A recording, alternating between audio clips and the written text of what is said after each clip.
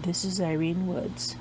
We're now going to begin working on method 2 from the series Fairisle on Basic Knitting Machines. It is based on method 1, so if you have not watched that video yet, I definitely suggest that you go and watch it, because it is the foundation for what we're going to do in this lesson. I'm also going to show you a tool that is called the Magic Needle Selector Wand.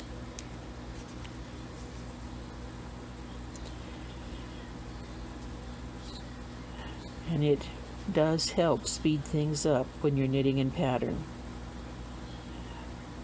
What it's based on is adjustable prongs.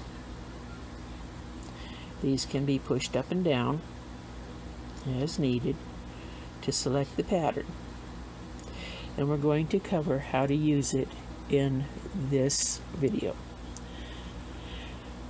So let's get to it. I hope you enjoy the lesson. The next tool I want to show you is called the Magic Needle Selector Wand. It doesn't really look like a wand, and that causes confusion for some people. But it really works very, very well.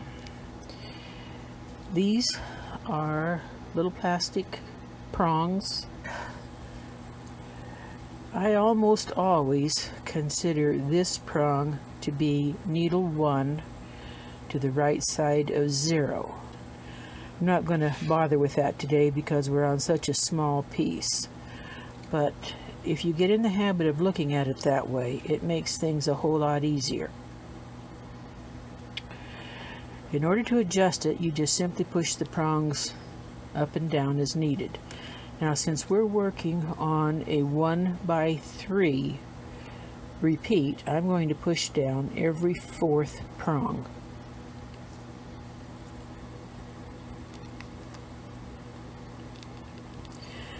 Some of them are still pretty tight. You can tell the ones that I use a lot and the ones that I don't.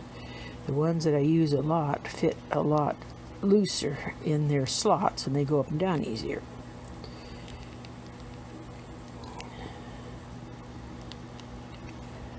If you find it just really is too tight, these screw heads can be loosened. Let's see if we can get it around there a little bit better. That is a slotted screw. I know the glare is making it a little hard to see, but you can put a small screwdriver in there and loosen it ever so slightly. I would say maybe 1/8 to 1/4 of a turn, if that. You just want to loosen the tension up between these two pieces of wood just a little bit. Okay? Now let's see how to use it.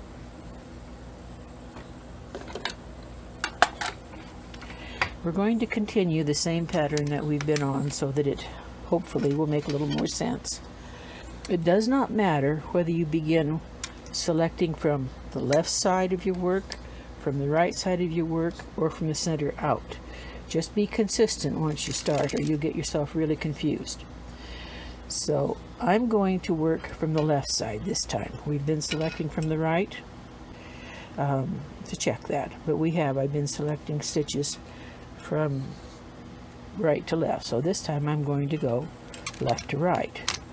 And the easiest way to determine, remember the pattern is going diagonally this way, shifting over 1 needle each time. This is where we were last time. So now we need to begin here. So put this first prong down in the slot behind the needle you just brought forward.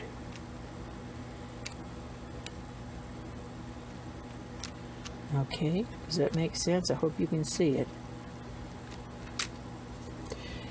Oh, I've got to do something else. These prongs are down too far, and they're catching the needle butts, so I'm going to stop and push them up.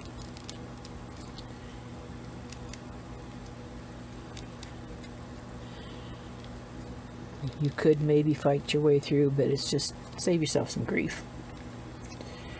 Okay, much better.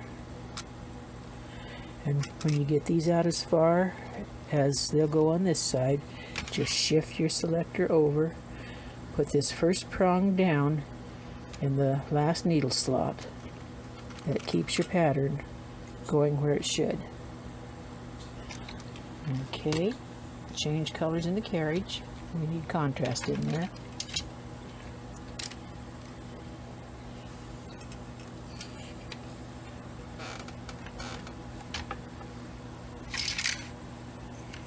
Again, make sure all 4 of your levers are in the forward position and knit 1 row. That should look virtually the same as what we've been doing. Okay, we're going to repeat that.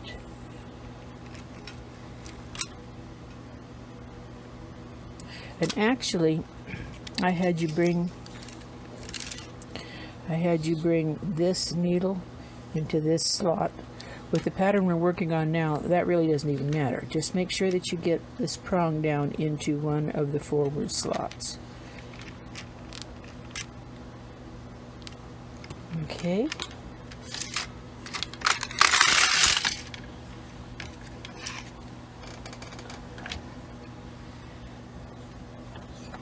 I'm going to switch yarns right now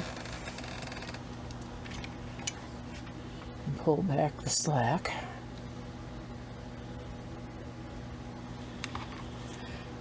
Now, there's a couple of ways you can approach it. Some people will just simply flip it over and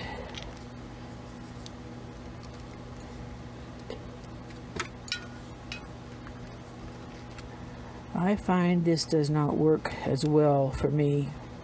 Now this time apparently it's going to. You have to be very careful if you use it this way, because this side does not have any little points to fit down in the needle grooves.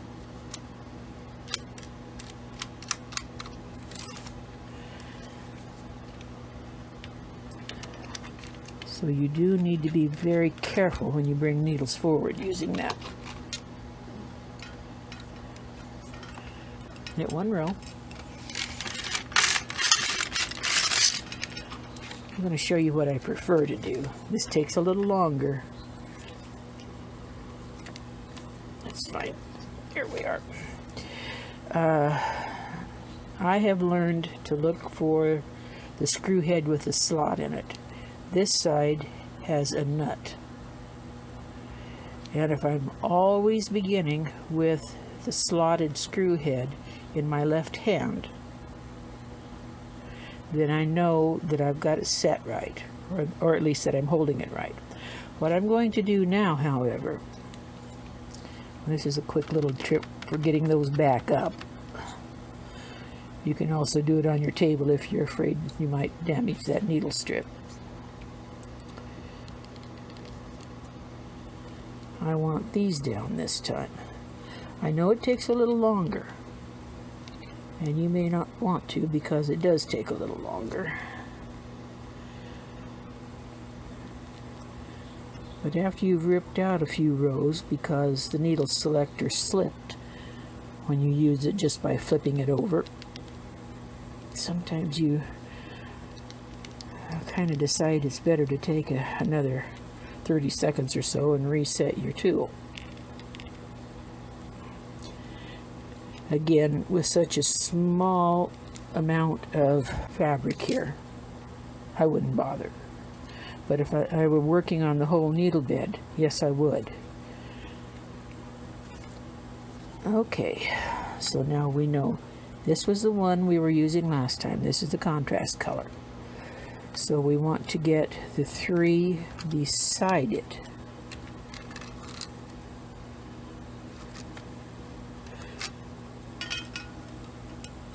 And again, I have moved the tool over until it's immediately behind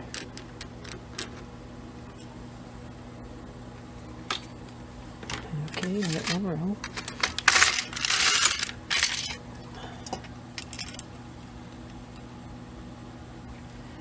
And it does look just exactly the same as what we've been doing.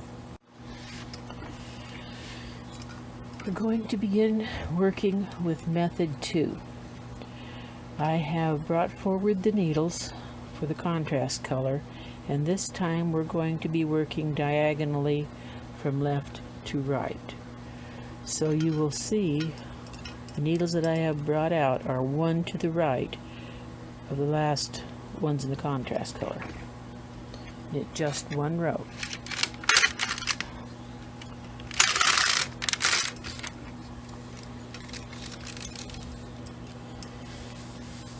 Okay, remove the contrast.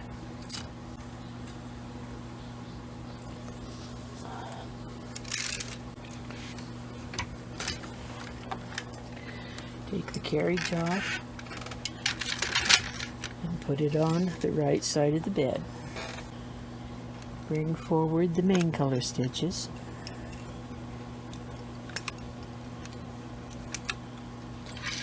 Make sure your carriage is threaded with main color. Pull back the slack and knit one row. Now we're going to again skip over one with the contrast color.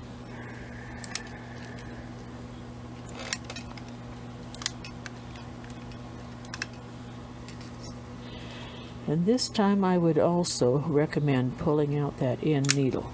It's not quite an even repeat, but there's a real big gap, which is likely to leave a hole if we don't do this. Okay, we need to switch colors.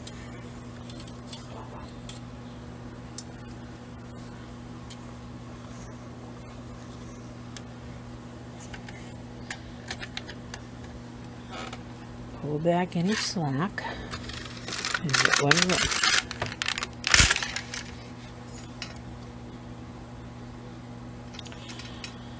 Unthread the contrast.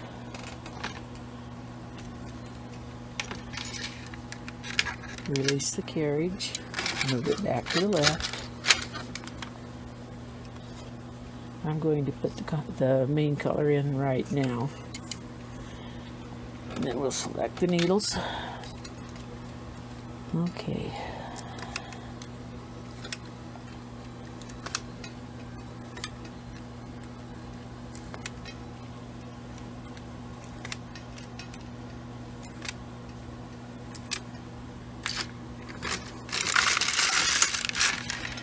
Now you've seen me do this several times, so I'm going to work on it off camera until I have a few more rows.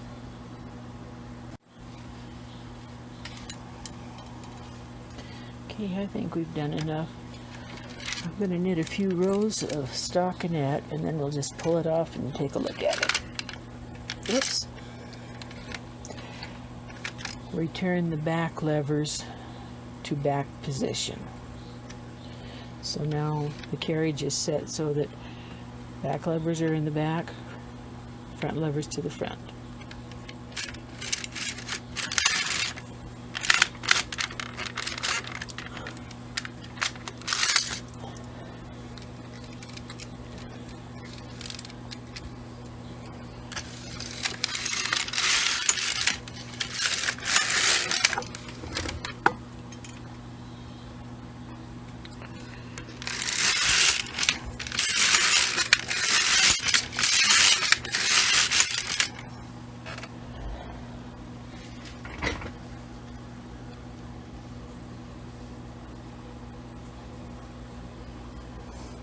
Okay, this is what we have.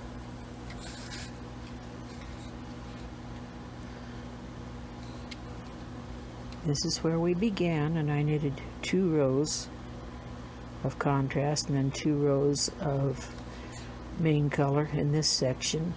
And then when I reversed direction and came back this way, I'm only knitting 1 row. So it would be 1 row of contrast, 1 row of main color, 1 row of contrast, 1 row of main color, 1 row of contrast, and 1 row of main color. Neither one of these is my favorite way to do it. There are a couple that are much easier that we will get to a little bit later on in this series. But for now, this is the way the manual teaches you. So we needed to demonstrate it. And it also gave me a chance to show you what the studio needle selector looks like and how it works, and the magic wand, how it operates. So we will cover the remaining methods in the next video.